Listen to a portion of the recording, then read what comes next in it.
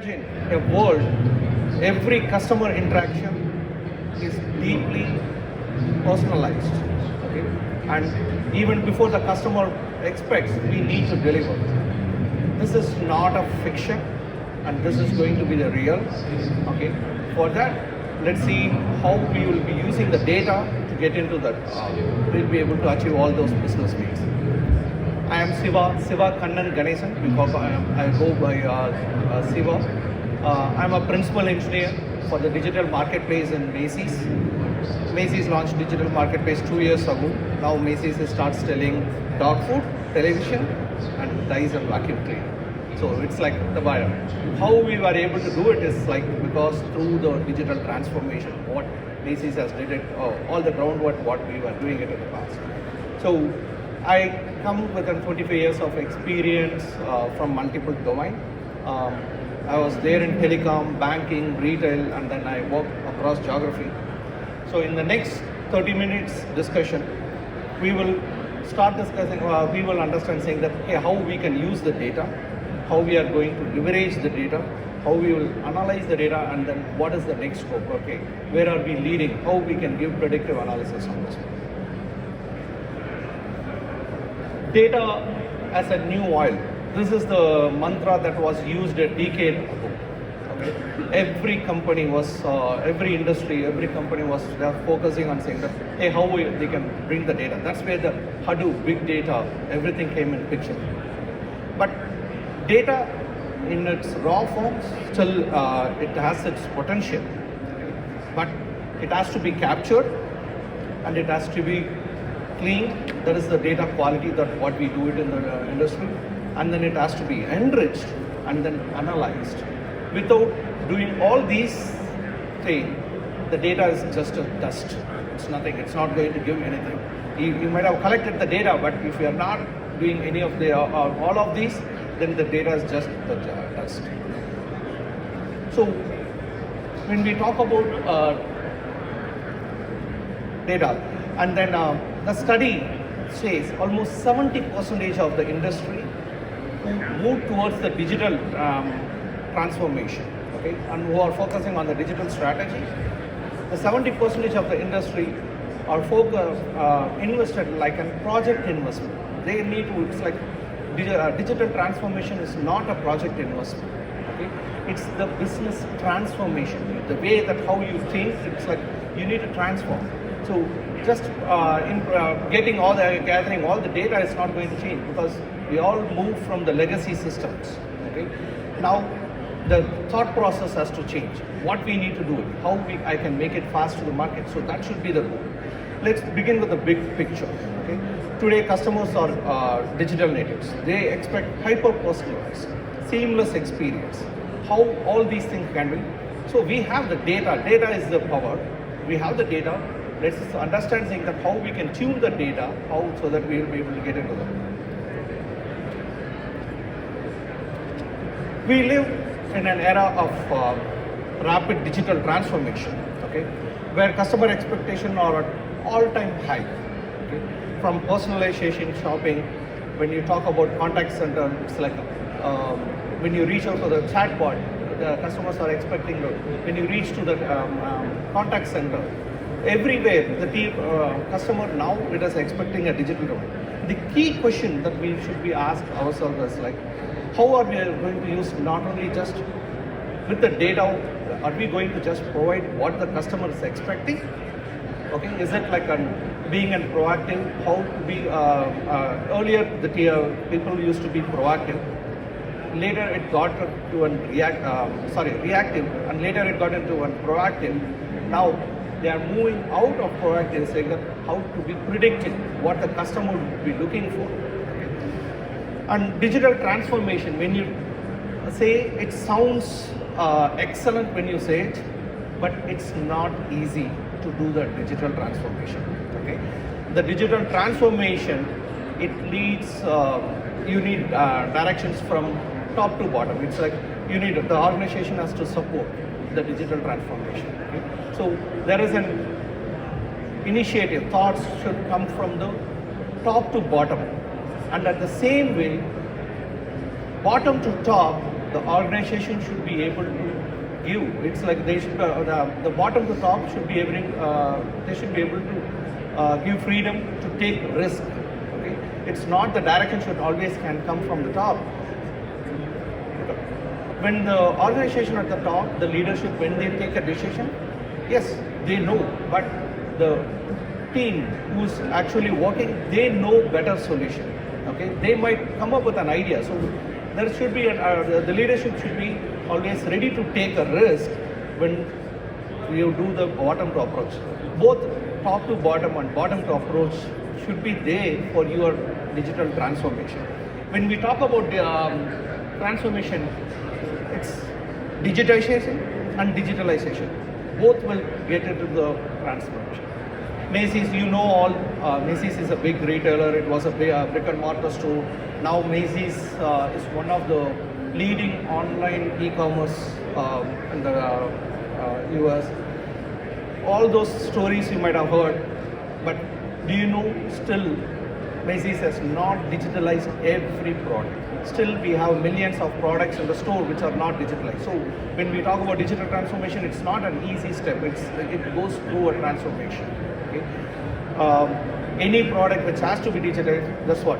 It has to be digitalization and then digitalization, because it's gather the data, then how you can automate the data, move all of them. Once you do the digital transformation, that's when you'll be able to do the customer-centric focus. Some of the topics, what we are, the slides or I'll be talking, would be more relevant to the retail industry, but there are certain concepts which I'll call out saying that it is applicable for any industry. It's not specific to only retail. What defines a customer-centric digital? Okay, the key pillars, if you see, omni-channel integration. I said a decade ago, every organization was trying to gather the data, so that's where people started realizing omni-channelism. So customer gets the seamless experience, the same experience whether they walk into the store or go to the online, or they go to the mobile, or they call the automated system to interact. So they should be having a seamless integration, the omni-channel. The omni-channel integration already, it started almost a decade ago. Now, the second one is the data-driven personalization, anticipating customer needs before they articulate. Okay? So that's the goal. And AI and machine learning. The AI and machine learning, what we are talking is about enabling the real-time decision making. Okay? So speed to the market, how we will be able to get predictive analysis, and we will talk about more in the technical discussion, saying that what is Macy's is doing, how we are planning to transform this one also. Customer feedback loops, continuously refining customer experience. When we say feedback loop, it's like refining the experience of the customers. That's where the feedback loop I was referring to. And everyone knows it's like now AI and ML is no more futuristic. It's like it's not like futuristic implementation. It's the business imperative that the team, everyone has to do it. In Macy's marketplace, we use the AI ML, okay, how to tailor the customer experience. When a customer, from the time the customer lands into the page, okay, how my customer experience is getting transformed. Okay, so that is where we leverage a lot in the digital marketplace. Marketplace is another big scope for any retailer who are on, if they are, because Macy's got into the marketplace in much later stage, but it's the growth potential is very high. It's the value add is high. So when I talk about personalization, okay, the one thing which I wanted to bring is, it's like a few years back, until a few years back, Macy's implemented personalization, and we got a big revenue. It's like it's not about the business growth and revenue, it's the customer satisfaction. So what the personalization we do it, it's like, okay, you came to the store, you're looking, she came to the store and then she's looking for a skirt. Now I need to show similar what other products that the customer would be looking on. Okay? The conversion rate That is important because customer might be coming to the page. When you come for any of the digital e-commerce, the first thing is two things are very key. One is search, because no one is going to just navigate through the categories and then go and land on a particular product. Everyone is going to use the search. So that means your search should be very capable. If your search has to be capable, you need to see what kind of attribution you get it, and then how you need to personalize it. It's like how you will be able to get all the information and then show it to the customer. Now, customer lands into one product, we call it in a retail world, we call it as a product definition page. That's the page where you will see your product. Okay? When you look into the product, we'll give personal recommendations. Okay? The recommendation is based on saying that, oh, this is until few years back, the recommendation is based on what are all the similar product the customer has browsed. Okay? Whoever has browsed a skirt, they were also looking for the shoes. That is what the experience that we were giving. But now, that experience has to be tailored further. If you have to tailor the experience further, then the powerful architecture is two-tower model.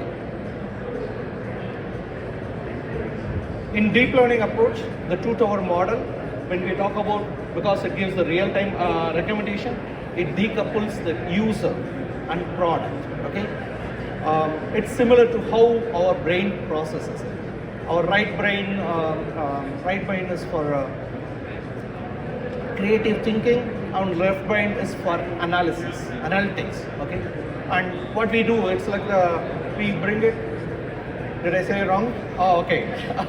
Thank you. Thanks for correcting. Okay. So when we try to bring all these data together, so what happens?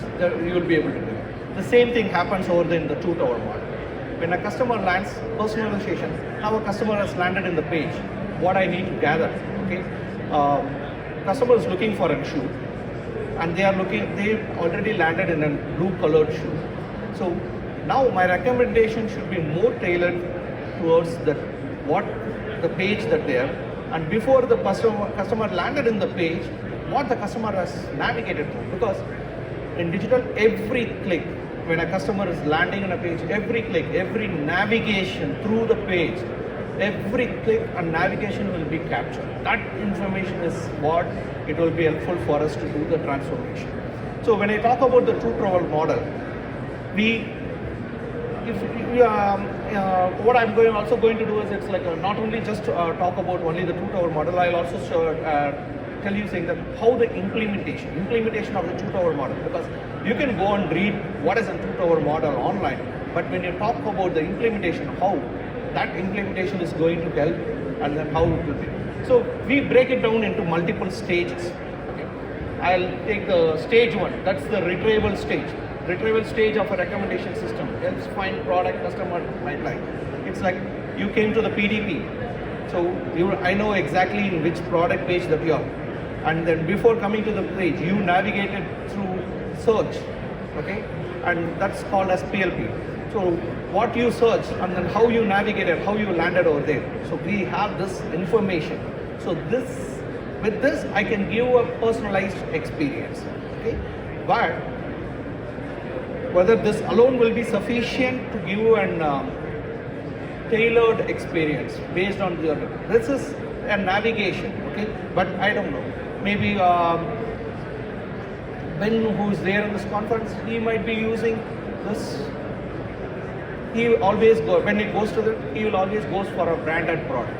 I know there are some customers who, when they land it, when they go for it, they always look for eco-friendly product. It's like based on their history of purchase or based on what kind of products that they are going to. So my navigation, it's like by the time I need to gather all these information and present it to the customer. So stage two, when I say filtering and boosting, for stage one, it got all the retrieval. In the stage one, I'm talking about a customer the product retrieval. Product retrieval, I might have got 1 million products. Okay? Take Amazon, it's like they got billions of products. So your retrieval could be 1 million products. For 1 million product, how I can narrow down to 10 of them and then show it to the customer. So that is where you've got the filtering and boosting. When I say filtering, once I retrieve all the product, but now I want to eliminate the out of inventory product. It's like whatever for which out of stock. I don't have an inventory. I want to filter, so I'll be able to filter on it. And then boosting stage is dedicated. Okay? So boosting is like you got let's say I have a brand. Channel is a specific brand. Channel, when I give a recommendation for certain things, I don't want to bring certain brands in picture. Okay, when I go for a recommendation on channel might insist saying that okay, you can give a recommendation only based on the channel, not on anything else. So you will be able to tailor and narrow it down further. Typically, the stage 1 and stage 2 are combined together. It's not a two separate stage. The stage 1 and 2, what we are talking in a two-tower model personalization is combined. And then the comes is the ranking. That's the stage 3. Stage 3, this will talk about saying that what is my conversion? Okay, I know customers' behavior now. I have narrowed down the products. Okay, I know the customer behavior. I know how the customer has navigated. And I also have the history saying that how many customers, because if I am giving a recommendation, that recommendation has been converted. It's like how many recommendation has been converted. It's like so that conversion is also taken in. So based on all these conversion, now the ranking, that is the ranking is the responsible, this is the critical stage where the two-tower model will play a primary role. Earlier model, whatever, the stage 1, whatever I was showing earlier, that was the tower 1, what all the industries were using it. The two-tower model combines the stage 1, stage 2, and then the stage 3. Okay? And now, that's about the stage 4. This is a post-processing. This is not even part of the two-tower model. Okay? You can, because when you complete the stage 1 and 2, pretty much stage 1 and 2 is combined together. Stage 3, when you with the ranking, your two-tower model has been implemented. Now stage 4, it all depends on your business need. I'll take an example of market. It's like Macy's has its own product. I have marketplace, but when I do the sorting, it's like when I do the post processing, I wanted to filter, I want to bring Macy's own products in the top before going for a marketplace product recommendation. Okay. Or there could be certain brands who want to always push for their product. So that based on that, if you see in your recommendation page, you'll always look for sponsor. How you get that sponsored is like, that sponsored is also dynamic. Based on, it's like a, let's say, you search, I'm going to search for a blue jean versus you go out and search for a blue jean, the sponsor will change because that sponsor will also, it's tailored to, based on the customer experience, it is getting tailored. And this is what I was talking about. When you talk about a product catalog, and this is the stage 1 and 2, retrieval stage. We call always that as the candidate generation because that is where we will be retrieving all the data. And the second one is the filtering and boosting. This is the combined together stage. Here, when we took a product out, it would be millions of products. Now, it went through the stage 1 and 2 when the output is hundreds. Okay? After the 100, now I need to do the ranking and then show it to the customer. This is what it gives a dozen of products. Okay? And then the stage 4, which is the post-processing, this is very specific to the business. We are talking about all these things has to happen in less than 500 milliseconds. Okay? I don't know what product that you are going to search for. I don't know in the past whether the customer has searched for that similar product. So I need to understand what is their history. So from the time a customer lands in the page, it goes through all these data and it has to fill. So this happens in less than 500 milliseconds. So that is where. So this gives, it's not only give a personalized experience, we also are giving the predictive analysis. So that I know what the customer would be looking for a next product. So that's the goal of this one. This is on the two-tower model personalization. Now, overcoming, but any thing that you take it, overcoming challenges on data-driven personalization, privacy. I mean, I don't want to iterate too much on the privacy because everyone knows CCPA. You've got so many privacy, you need to go through it. It's based on the industry. What kind of privacy data, okay? I cannot narrow down, even though my customers in Macy's, when a customer is walking in, we know if let's say if a customer is standing in the same location for more than 10 minutes, we track customers, but we are not allowed to tag a customer. Okay? We, as a human being, we track. So we give real-time recommendation because if you are looking around the Tommy brand, yeah. So what we'll do is we'll do a real-time recommendation. That is a personalized offers and push that we do it. But privacy is a very thing. Privacy is taken. Bias. This is like an avoiding discriminating algorithms, ensuring fairness. Now, when you talk about bias in AI, any of these recommendations that you provide in European Union, already it has been made legal, and they are bringing compliance on the AI recommendation. The reason why is AI gives a recommendation, but what it is, it's like on what basis it gave the recommendation. So is it biased or not? So that is where there is something called as an XAI is coming up. So pretty much every industry is trying to use the XAI. When you talk about XAI, it's explainable AI. So explainable AI is about traceability. So I might have given a recommendation for you. At a later stage, my traceability is like how I derived that recommendation. What was the decision or what data made you to derive that particular recommendation. So that is what another thing. That's the explainable AI. Seamless integration, aligning legacy system with AI-driven solution. Any industry which got formed in the last 1 or 2 decades, they might not be on the legacy system, but rest of all the industry still has, because we are all so into the legacy system. It's very difficult to come out. It's like that's where when I initially was talking about the digital transformation, I said, hey, it's not about just a project investment. No? So when we talk about this legacy, if you have to come out, it's a top to bottom approach. The leadership the company has to transform for digital transformation. That plays a role over here. But I cannot avoid the legacy. But how I can use, but I need to make sure. The challenge is like, I have the data in legacy, I need to make sure that is available for my AI prediction because it's not at fast scaling.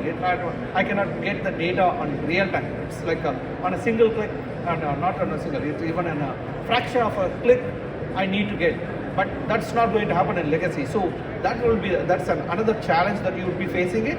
But how we can do is there are certain data we can see saying that how we can periodically sync and then what is that's another overcoming.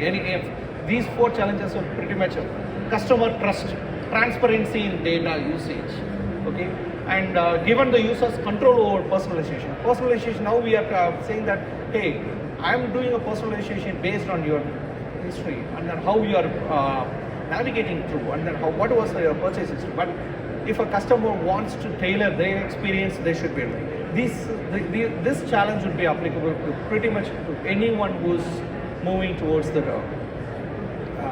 data-driven personalization. Engineering the future of customer experience, hyper-personalization at scale. When I say hyper-personalization at scale, earlier we we got a marketing saying that one marketing fits all the products. But now that has become legacy. That is an old age. It's an ancient age. We are talking about one-to-one marketing. That is the hyper-personalization. AI-driven customer support. Chatbots. How you do it. It's like a contact center.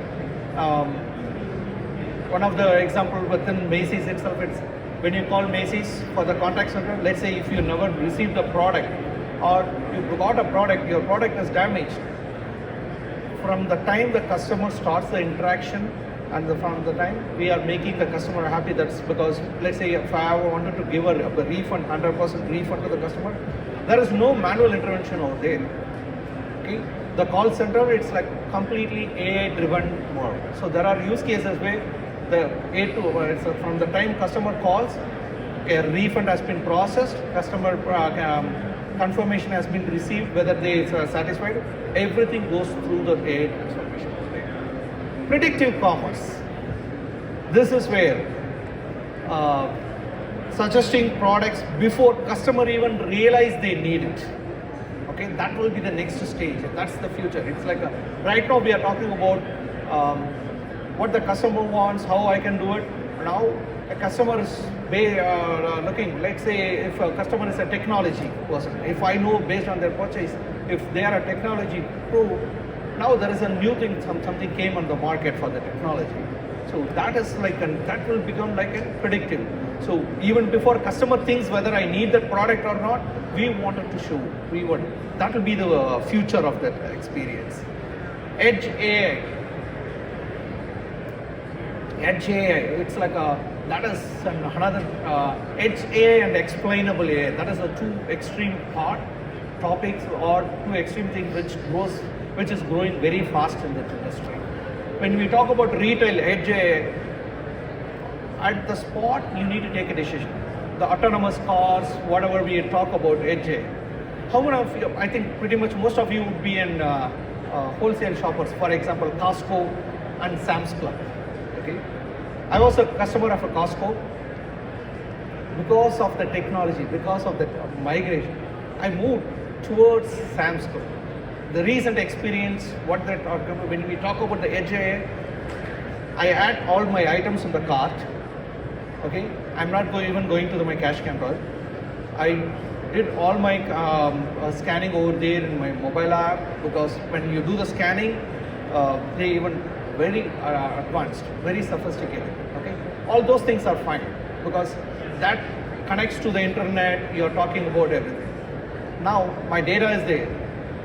Walk out of the Sam's Club. You need not even go to the cash counter. When you step out of it, just 5 feet before the gate, okay, they get 2 cameras on the top. You know what it does? They tie the product. They know I didn't check out, and they are already tagging the customer. And they are scanning all the products which is there in the cart, my cart, underneath the cart, everything. And when you drop 10 items over there in the cart, you are not going to sort, you are going to drop on top of it. So, but one or the other, the product is slightly projected on the side. With that, they are capturing the information, and which is getting validated against what I made on a purchase through my app. When I just cross the gate, there will be a staff will be standing over there with the device. In that staff's device, it shows what are all the products that I purchased. What in the receipt it will show in multiple colors. It will show all those things, whatever is there. So it is validating everything, so that the staff even will not stop you. The staff is not even questioning anything. How that transformation? No, that is with the Edge AI. That will be. So hyper personalization, AI and predictive commerce, Edge. This drives the future. Now, key takeaways from this session is like backbone of customer-centric strategy, AI and ML, hyper-personalization, we discussed on that. Overcoming challenges required ethical AI and transparent data practice, that's the explainable AI, what I was talking about. Future lies in the real-time predictive, AI-driven customer engagement. That's the truth of our model, what we were talking about. So this is the 4 key takeaways. So with this session will be ending. And then I have some closing thoughts. As we move forward, I leave you all with this thought. AI will not replace any engineers or leaders, business leaders. But those who master the AI, okay, and engineering the because you're just mastering alone, using the AI alone is not. Those who master the AI will replace those who don't. Those who master the AI and its capability, they will change the industry. How Tesla as an auto manufacturing, they completely transform because they know what is the data. It's like how the data is getting translated over there. So anyone who's there, understand the power of data, AI, and with this, I will finish my session. And if you have any future touch base, we can sync after the session. Thank you.